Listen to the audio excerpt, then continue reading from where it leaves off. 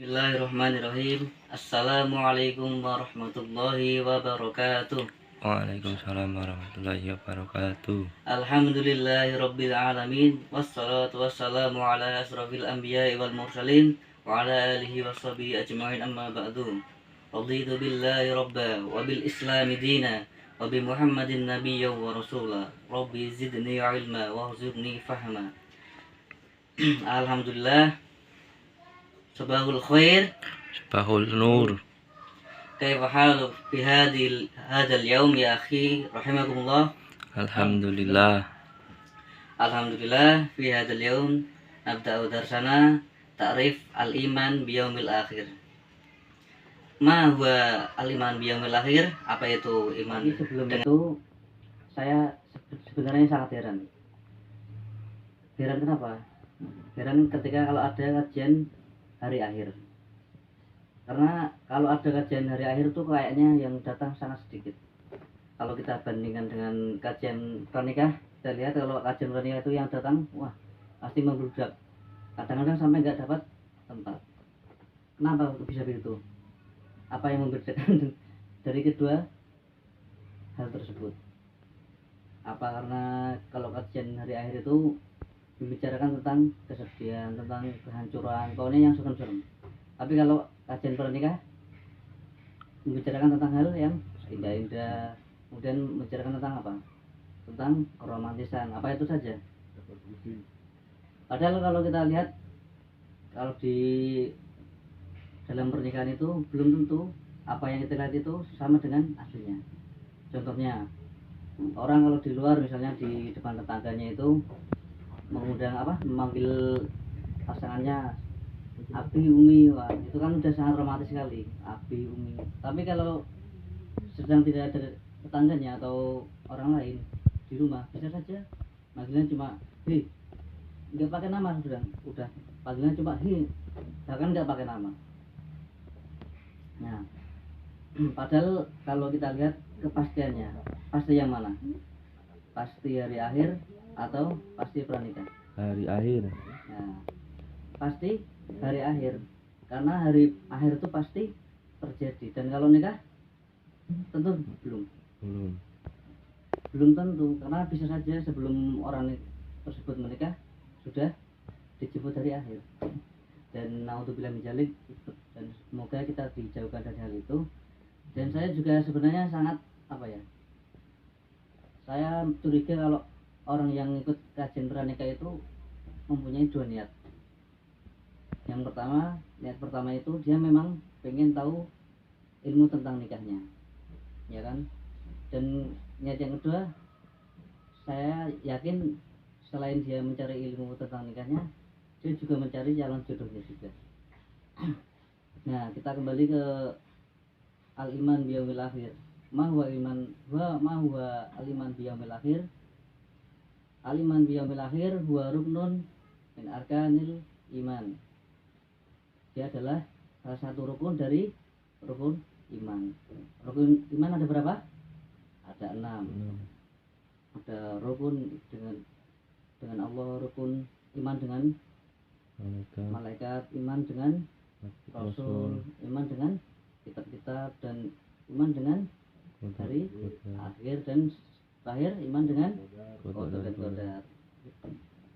Jadi iman dengan hari akhir ini adalah rukun yang ke-5. Dan di sini kalian yakin nggak kalau hari akhir itu pasti terjadi? Yakin.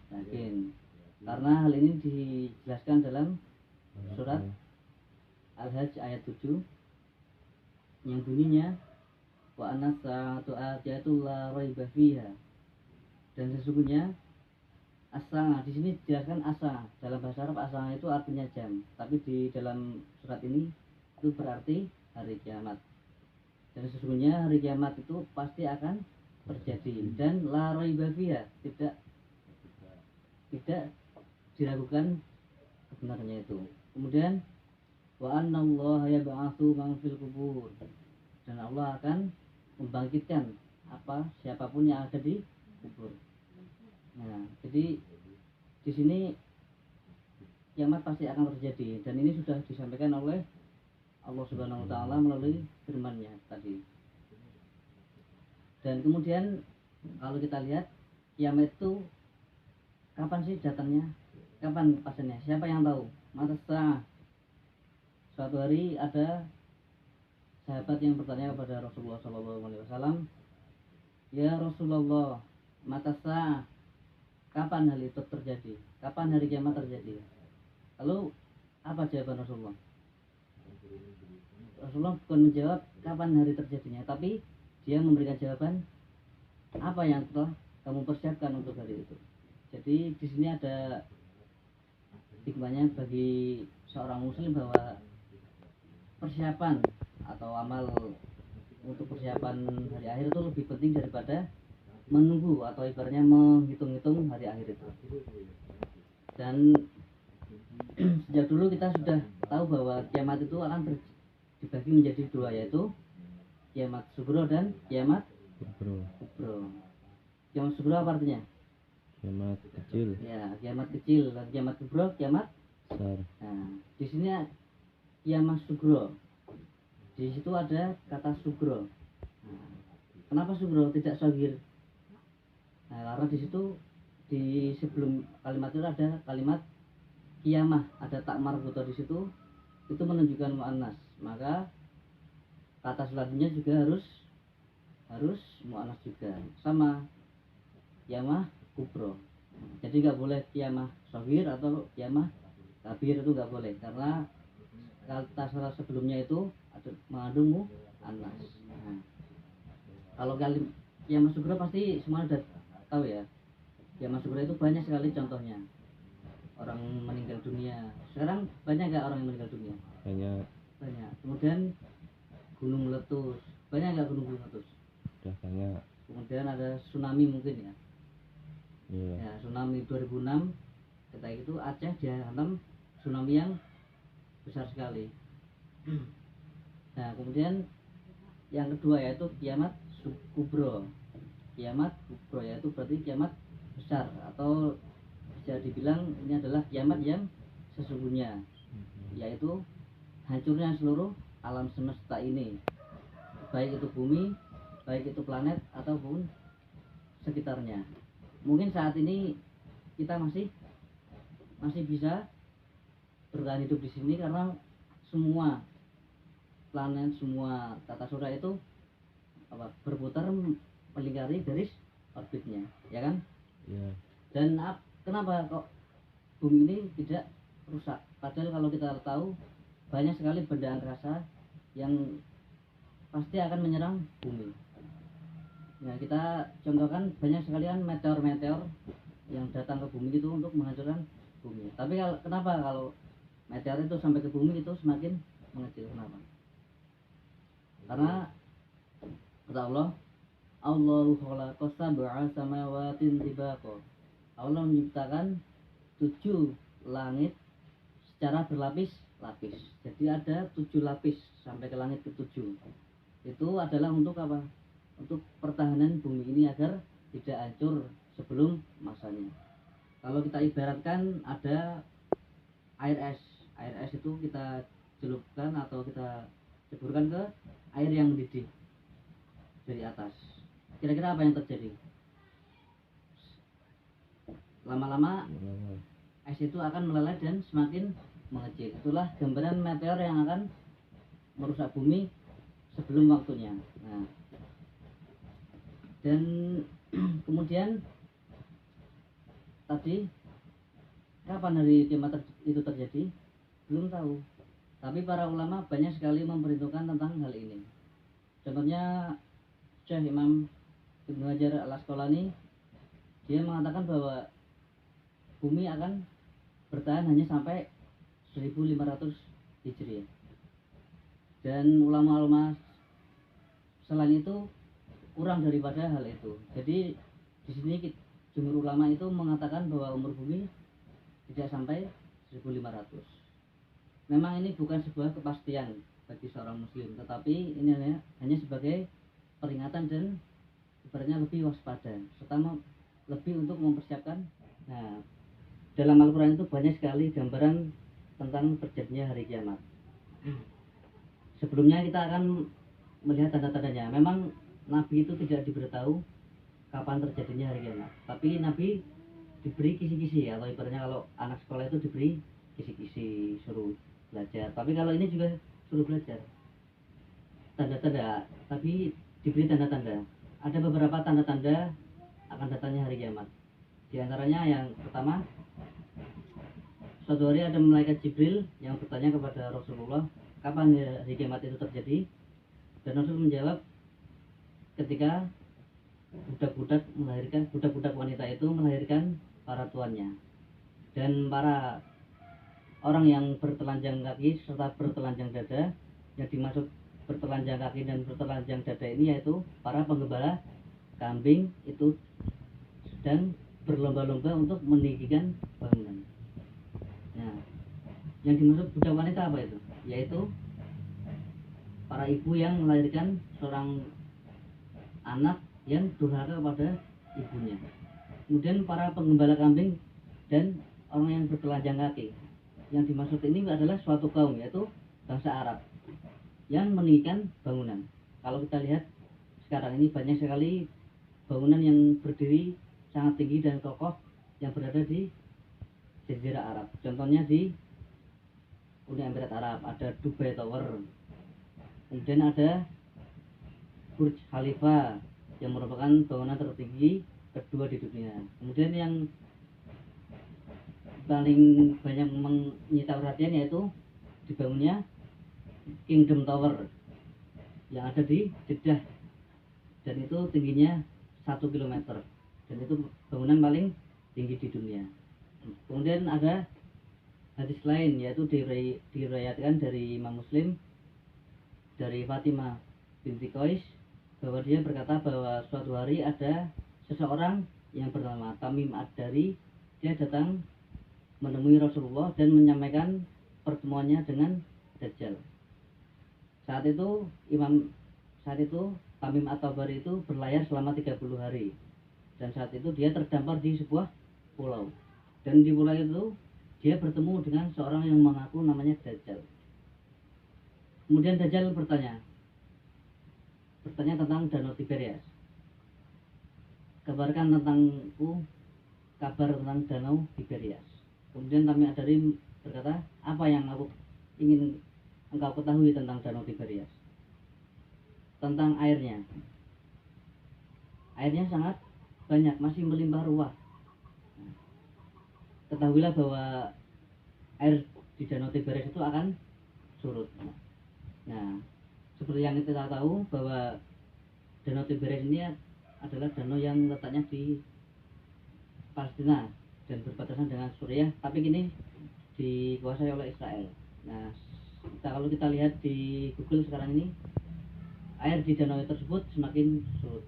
Nah, berarti itu adalah tanda-tanda akan munculnya hari kiamat. Kemudian banyak sekali hari kiamat itu dituliskan dalam Al-Quran. Beberapa di antaranya ada dalam surat Al-Qari'ah. Al-Qari'ah, Mal-Qari'ah. Wa ma adraka mal qari'ah. Hari kiamat. Apa hari kiamat itu? Dan apa hari kiamat itu? Di sini di ayat yang kedua dan ketiga, kalau kita lihat maknanya mungkin seperti bertanya. Tapi kalau kita lihat tafsirannya, di sini Allah menjelaskan bahwa kalimat itu bukan untuk sebagai pertanyaan, tetapi sebagai perhatian khusus bagi seorang muslim untuk lebih bersiap diri untuk mengamalkan, untuk mempersiapkan diri untuk datangnya hari itu. Kemudian yauma yakunun nasu kal farashil mabsus, hari dimana manusia itu seperti laron yang berterbangan. Kalau kita lihat laron, kalau musim hujan atau pas lagi hujan itu, laron itu akan berterbangan. Dia akan mencari apa? Mencari sumber cahaya. Terus apa yang terjadi setelah itu? Mereka akan mati bergelimpangan. Itulah tadi gambarannya seperti anak yang berterbangan. Manusia seperti laron. Kemudian watakunul jibalu kal ahnil manfush, dan gunung-gunung itu diangkat dan saling bertubukan. Kemudian dijelaskan dalam surat yang lain di dalam surat Al-Haqqah ayat 13 sampai 15. Fa idza nufikha fis suri nafhatun wahidah, dan ketika ditiupkan sangkakala pada tiupan yang pertama, wa humilatil ardu wal jibalu fatukkata wahidah, dan bumi dan gunung itu diangkat kemudian dibenturkan dalam sekali benturan. Fa yauma idzi waqa'atil waqi'ah, dan pada hari itu terjadi hari kiamat. Jadi gunung-gunung akan dibenturkan, semua gunung, mulai dari Gunung Bromo, Gunung Kelut, Gunung Merapi, Gunung Kidul, gunung apa lagi, pokoknya gunung semuanya pasti akan dibenturkan. Dan hari kiamat ini dalam Al-Quran itu banyak sekali nama lainnya. Ada diantaranya Yaumul Hasir, yaitu hari penyesalan, karena pada hari itu manusia akan menyesal dengan perbuatannya selama di dunia. Pastinya ini yang berbuat maksiat. Kemudian Yaumut Tagibun, hari kerugian, karena manusia merasa rugi karena telah menyia-nyiakan waktunya selama di dunia. Kemudian ada lagi Yaumul Waid, yaitu hari ancaman, karena ketika itu manusia akan diancam dengan siksa api neraka. Kemudian ada lagi Yaumuddin, hari pertanggungjawaban. Jadi manusia akan mempertanggungjawabkan segala perbuatannya itu selama di dunia itu. Kemudian apa yang terjadi setelah hari kiamat itu? Ada yang tahu? Hari bangkit. Setelah terjadinya hari kiamat itu, manusia itu akan dikumpulkan di alam yang namanya alam barzah atau yaumul barzah. Kita tahu bahwa alam barzah itu adalah perantara bagi kehidupan dunia dan kehidupan akhirat. Manusia pada hari itu akan dikumpulkan, dan mereka akan, kalau mereka banyak sekali maksiatnya, maka mereka akan disiksa dengan siksa barzah itu. Kemudian setelah mereka dikumpulkan dalam alam barzah, maka mereka kemudian akan dibangkitkan dari kuburnya, yaitu di yaumul ba'ats. Kemudian mereka akan dibangkitkan dari kuburnya, yaitu di yaumul ba'ats. Kemudian setelah mereka dibangkitkan, maka mereka akan dikumpulkan di suatu padang yang namanya padang mahsyar, maka di hal itu disebut dengan yaumul mahsyar. Kemudian setelah mereka dikumpulkan, mereka akan menunggu pengadilan sesungguhnya. Kalau mereka pada waktu di bumi itu banyak sekali maksiatnya, maka mereka akan tetap diadili. Orang yang tidak mendapatkan keadilan di bumi, maka di akhirat akan mendapat keadilan yang sesungguhnya. Kemudian setelah dikumpulkan di padang mahsyar itu, manusia itu akan dihisab amalnya. Manusia itu akan dihitung, baik amalannya yang baik amalan yang buruk. Wa may ya'mal mithqala dzarratin khairan yarah wa may ya'mal mithqala dzarratin syarran yarah. Dan manusia barang siapa yang mengerjakan amal baik seberat biji zarah atau biji sawi, maka dia akan melihat kebenarannya itu, melihat amalannya. Adapun kebalikannya, barang siapa yang mengerjakan amal buruk, maka berat biji zarah pun dia akan melihat amalannya. Dan kemudian setelah mereka dihisab atau dihitung, mereka akan ditimbang antara kebaikannya atau keburukannya. Maka di hal itu disebut yaumul mizan atau hari pertimbangan. Maka mereka akan ditimbang apakah berat yang baik atau berat yang buruknya. Kemudian setelah ditimbang, mereka akan menuju jalan yang namanya sirat. Sirat itu adalah jalan, dan nantinya akan menuju ke surga atau neraka, tergantung amalannya. Kemudian sebelum sampai sirat itu ada syafaat. Syafaat itu adalah pertolongan yang datang dari Allah terhadap orang yang berbuat kebaikan di dunia. Kemudian setelah itu mereka akan mencapai surga dan neraka. Nah, itulah tadi beberapa materi tentang hari akhir. Mungkin karena keterbatasan waktu, kita akan sambung di lain kesempatan. Assalamualaikum. Allah atamanna Allah yaghfiru lakum dzunubakum wa dzunubi. Assalamualaikum. Asyhadu an la ilaha illa anta astaghfiruka wa atubu ilaik. Assalamualaikum warahmatullahi wabarakatuh. Waalaikumsalam warahmatullahi wabarakatuh.